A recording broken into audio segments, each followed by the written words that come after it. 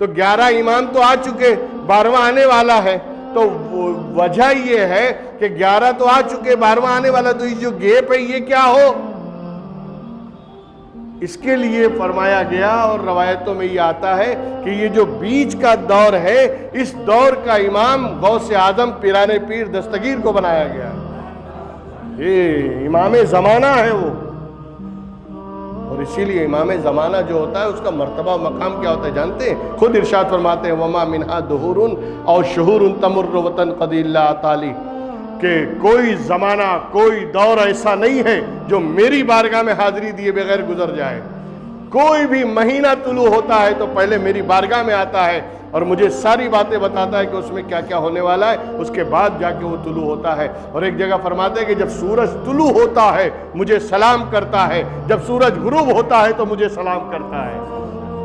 یہ مرتبہ غوث اعظم پیران پیر۔ تب آپ سوچئے غوث اعظم کچھ بھی ہیں، کتنی بلند مرتبہ ہیں، لیکن ہیں تو اللہ کے رسول کی اولاد نا، ہیں تو رسول کے نائب اور خلیفہ نا، ہیں تو رسول کے جانشین، رسول کی اعلیٰ اولاد میں سے ہیں۔ تو جب بیٹے کے مرتبے اور مقام کا یہ عالم ہے تو مصطفیٰ جان رحمت کے مقام کا عالم کیا ہوگا، اور ان کے مرتبے کا عالم کیا ہوگا؟ جب بیٹے کی قدرت کا یہ عالم ہے کہ سورج نکلے تو سلام کرے، سورج ڈوبے تو سلام کرے۔ اور ایک جگہ فرماتے ہیں میرا کوئی چاہنے والا، میرا کوئی مرید اگر مشرق میں ہو اور میں مغرب میں رہوں، اور اگر اس کا سطر وہاں کھل جائے تو میں اس کو وہیں سے ڈھانک دیا کرتا ہوں، میں اس کی عزت بچا لیتا ہوں۔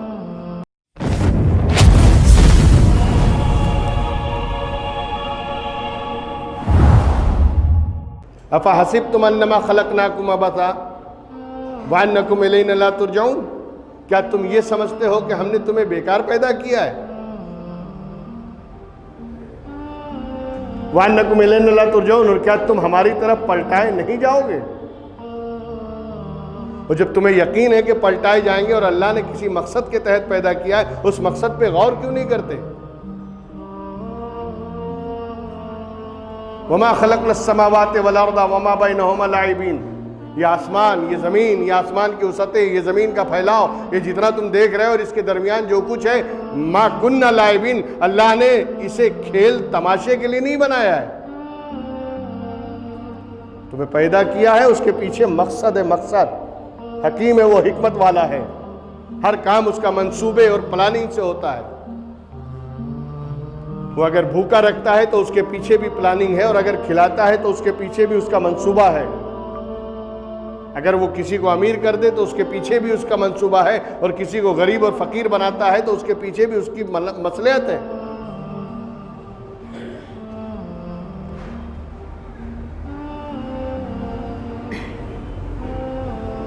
یہ اللہ تبارک و تعالیٰ اس آیت مبارکہ سے ہمیں یہ ذہن دینا چاہتا ہے کہ اپنی مرضی چھوڑو، ہماری مرضی پر آؤ، اور جب تم ہماری مرضی پر آ جاؤ گے تو پھر جانتے ہو کیا ہوگا؟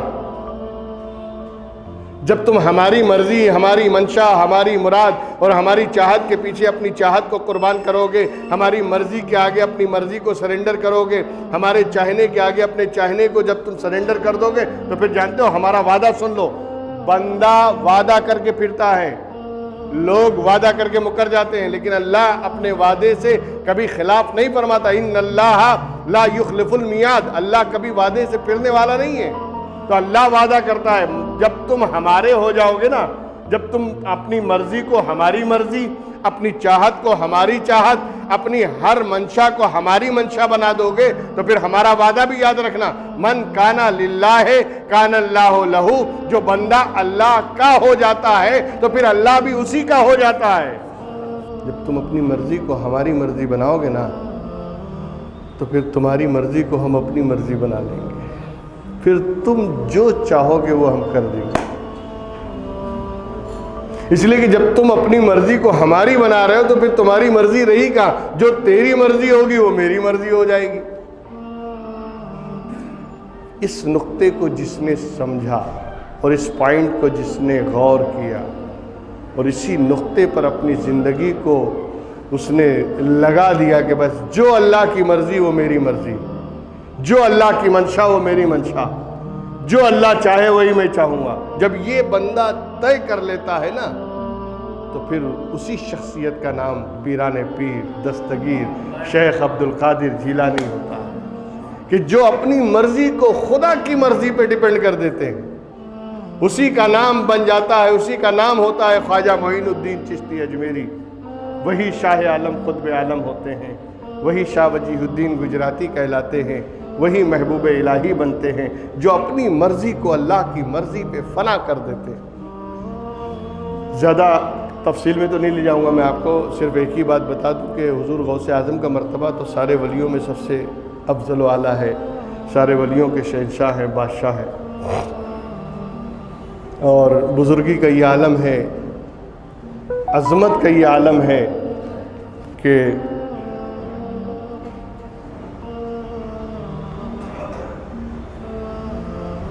الا ان هذه قدمی علی رقبۃ کل ولی اللہ، جنہوں نے اعلان کیا منبر پہ کھڑے ہو کر، میرا یہ قدم ہر ولی اللہ کے کاندھے پر،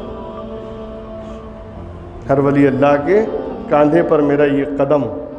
پتہ یہ چلا کہ جس پر قدم غوث اعظم لگ جائے وہی ولی ہو جاتا ہے، تو جس کو قدم لگ جائے وہ ولی بن جائے، تو قدم والا کا عالم کیا ہوگا؟ حضور غوث اعظم پیران پیر دستگیر اپنی مرضی کو خدا کی مرضی پہ ڈیپینڈ کرنے کا جو واقعہ، بہت سارے واقعات ہیں، اس میں سے صرف ایک واقعے کی طرف میں آپ کے ذہن کو لے جانا چاہتا ہوں۔ ہوا یہ کہ ایک مرتبہ عبادت، ریاضت، مجاہدے میں حضور غوث اعظم اتنا منہمک ہو گئے اور بستی چھوڑ کر جنگل کی راہ اپنا لیا، اور اسی ویرانے میں جا کر اپنے رب کی عبادت اور ریاضت میں لگ گئے۔ مسلسل 6 مہینہ،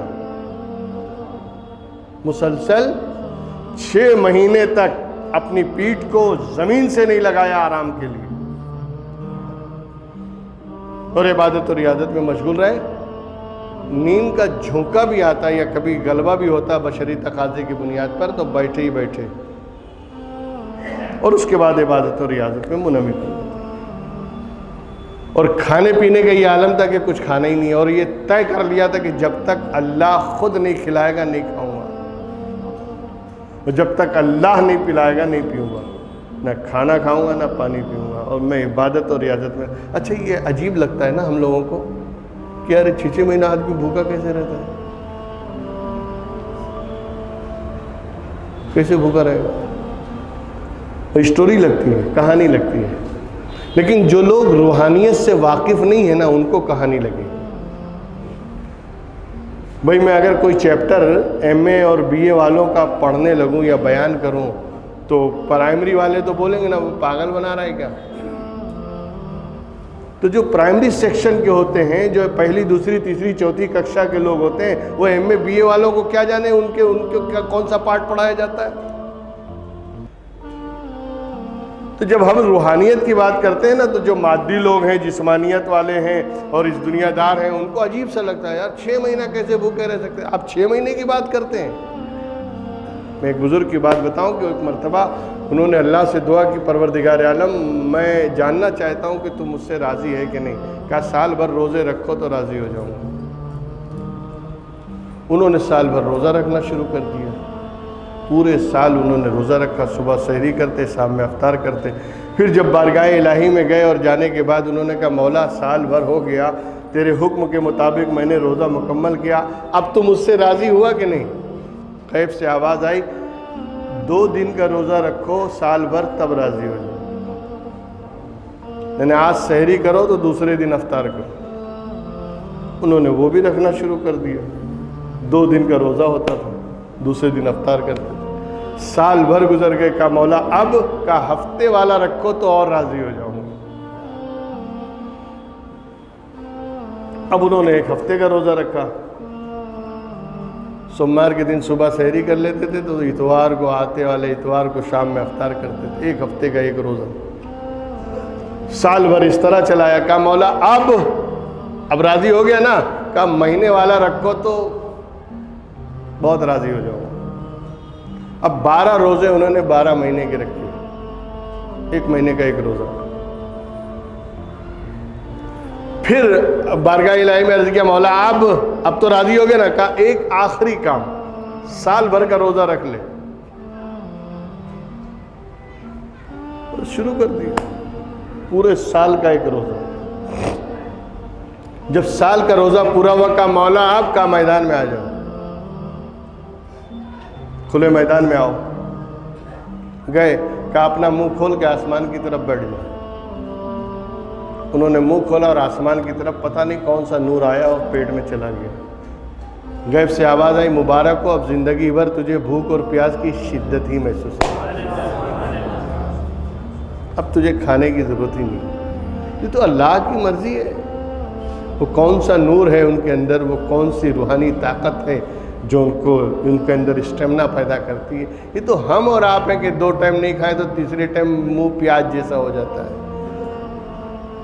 رمضان میں دیکھیے حالت خراب ہو جاتی ہے. یہ ہماری مادی دنیا ہے نا, ہم مادی لوگ ہیں اس لیے, لیکن جو روحانیت والے, ان کی روحانی طاقت اتنی زبردست ہوتی ہے کہ وہ ذکر الہی اور اللہ کے ذکر سے اپنی روح کو اتنے توانا کر لیتے ہیں کہ پھر جسم کی حاجت ہی باقی نہیں رہ جاتی.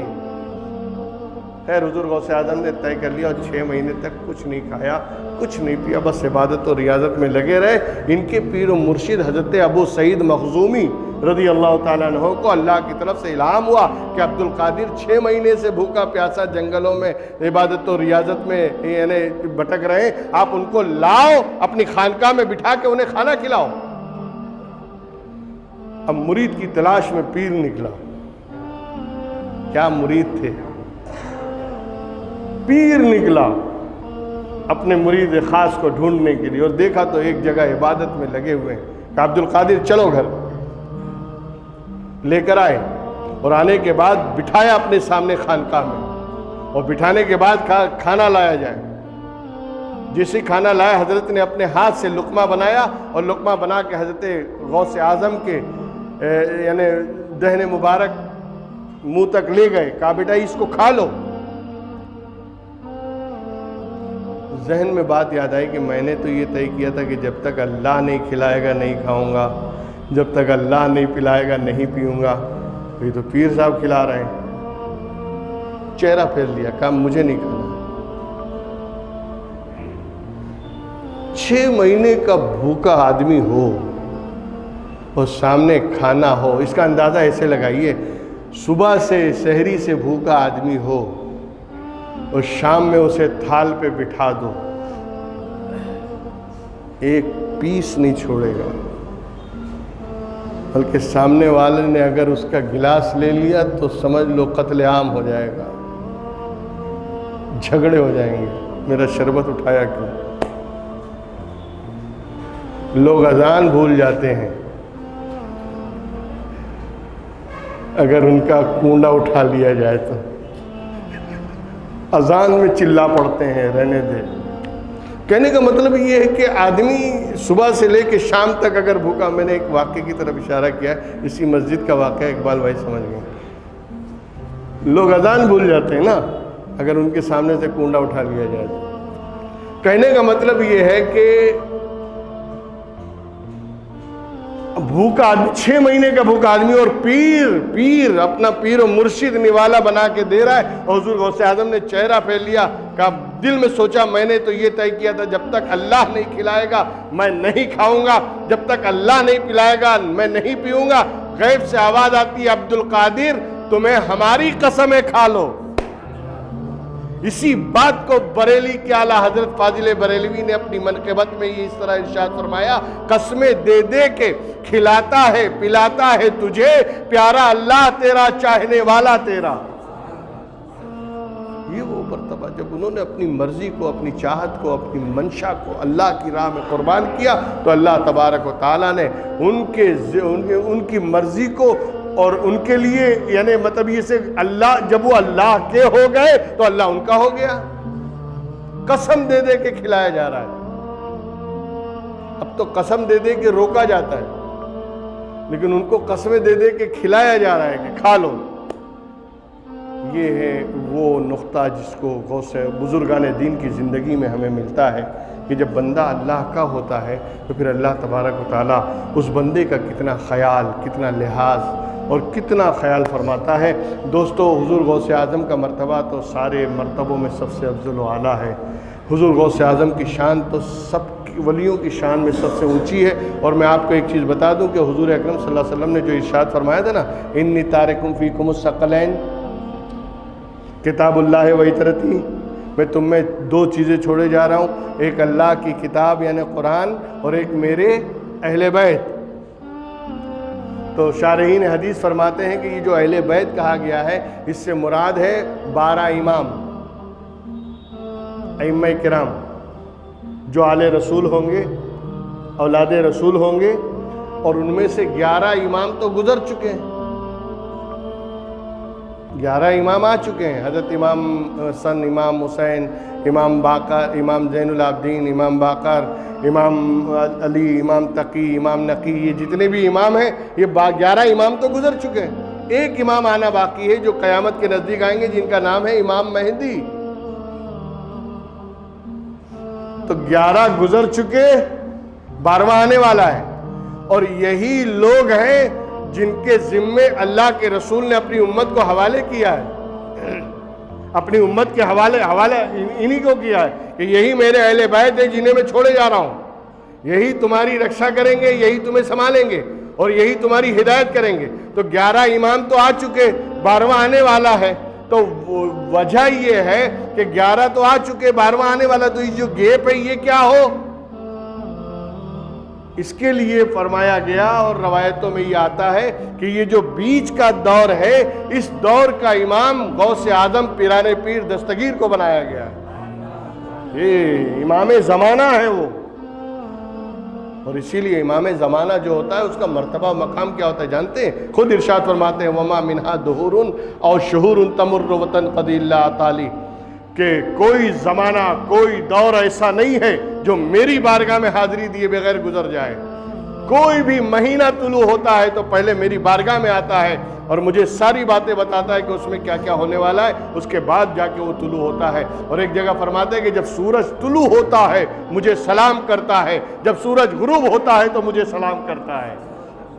یہ مرتبہ غوث اعظم پیرانے پہ۔ اب آپ سوچئے غوث اعظم کچھ بھی ہیں، کتنی بلند مرتبہ ہیں، لیکن ہیں تو اللہ کے رسول کی اولاد نا، ہیں تو رسول کے نائب اور خلیفہ نا، ہیں تو رسول کے جانشین، رسول کی اعلیٰ اولاد میں سے ہیں۔ تو جب بیٹے کے مرتبے اور مقام کا یہ عالم ہے تو مصطفیٰ جان رحمت کے مقام کا عالم کیا ہوگا، اور ان کے مرتبے کا عالم کیا ہوگا جب بیٹے کی قدرت کا یہ عالم ہے کہ سورج نکلے تو سلام کرے، سورج ڈوبے تو سلام کرے۔ اور ایک جگہ فرماتے ہیں میرا کوئی چاہنے والا، میرا کوئی مرید اگر مشرق میں ہو اور میں مغرب میں رہوں، اور اگر اس کا سطر وہاں کھل جائے تو میں اس کو وہیں سے ڈھانک دیا کرتا ہوں، میں اس کی عزت بچا لیتا ہوں۔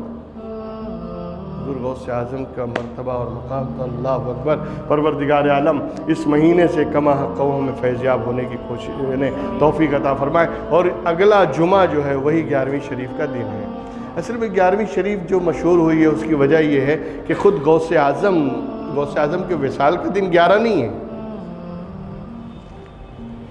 غوث اعظم کے وصال کا دن 17 ہے، لیکن حضرت غوث اعظم خود 11 تاریخ کو اپنے یہاں لنگر لٹاتے تھے، لنگر چلاتے تھے، خود نیاز کرتے تھے، اس لیے 11ویں والے پیر کے نام سے مشہور ہو گئے،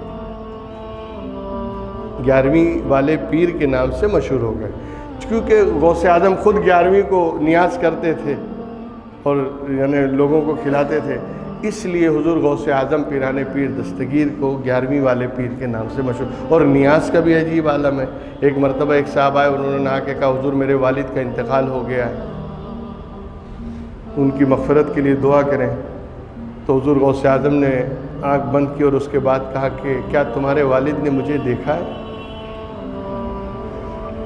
کہا حضور دیکھا تو نہیں، وہ تو ادھر کبھی نہیں آیا، آپ کی خانقاہ میں کبھی حاضر نہیں ہوئے، آپ کے دربار میں نہیں آئے وہ۔ اچھا کیا کبھی میری گلی سے گزرے؟ کہا حضور آپ کی گلی سے بھی نہیں گزرے ہو، مجھے یاد ہے وہاں تک تو وہ ادھر اس طرف آئے نہیں ہے، رہتے شہر میں لیکن اس طرف نہیں آئے۔ اچھا کبھی انہوں نے میرے یہاں جو نیاز ہوتی ہے اس نیاز کو چکھا ہے؟ کبھی نیاز کھائے؟ تو بیٹے نے کہا حضور نیاز کھانے آئے تو نہیں ہیں لیکن مجھے اچھی طرح یاد ہے کہ ایک مرتبہ میں نیاز لے کر بچا کے تھوڑا سا ایک لقمہ لے گیا تھا اور میں نے والد صاحب کو کھلایا تھا. کہا ان کی بخشش کے لیے اتنا ہی کافی ہے, ان کی بخشش کے لیے اتنا ہی کافی ہے. نیاز کے ایک لقمے کا یہ عالم ہے کہ ان کی بخشش کے لیے اتنا کافی ہے. سچی عقیدت اور سچی محبت کے ساتھ بارگاہ غوث اعظم میں نظر و نیاز پیش کریں اور سچی لو لگائیں. خدا کی قسم اللہ نے وہ مرتبہ اور وہ مقام جو غوث اعظم کو عطا کیا ہے وہ کسی ولی کو نہیں عطا کیا گیا. اور اس مہینے میں حضور غوث اعظم کی خاص فیوز و برکات جو نازل ہوتے ہیں اور جو لوگوں کو میسر آتے ہیں, ہمیں چاہیے کہ ہم اس سے بھی پورا فائدہ اٹھائیں اور حضور غوث اعظم کی روحانیت سے بھرپور مستفیض ہوں. اللہ تبارک و تعالی حضور غوث اعظم کی جوتیوں کے صدقے میں ہمارے ایمان کو سلامت رکھے, ہمیں دونوں جہان کی برکتوں سے مالا مال فرمائے, دولت دارین نصیب فرمائے. اور یہ جو کچھ بھی الا ہو, بلا ہو, وبا ہو, بیماری ہو, جو کچھ بھی ہو, کسی بھی شکل میں ہو, حضور غوث اعظم کے صدقے میں پروردگار عالم اس سے مسلمانان عالم کی جان و مال کی حفاظت فرمائے, ان کی آل اولاد کی حفاظت فرمائے, سب کو اپنی حفاظت میں رکھے, سب کو اپنے حفظ و امان میں رکھے. اور پروردگار عالم سے دعا ہے کہ رب العالمین اپنے حبیب کے صدقے میں ساری سازشوں کو اور ساری جتنی بھی کانسپائریسی سازش کی جا رہی ہے, اگر یہ سازش کا کوئی حصہ ہے تو پروردگار عالم سازش کرنے والوں کو بے نقاب فرما دے اور انہیں سماج میں ذلیل و رسوا فرما دے. ان اللہ ملائکتہ یصلون علی النبی یا ایھا الذین آمنوا صلوا علیہ وسلموا تسلیما. اللہم صل علی سیدنا وآخر دعوانا ان الحمد للہ رب العالمین. السلام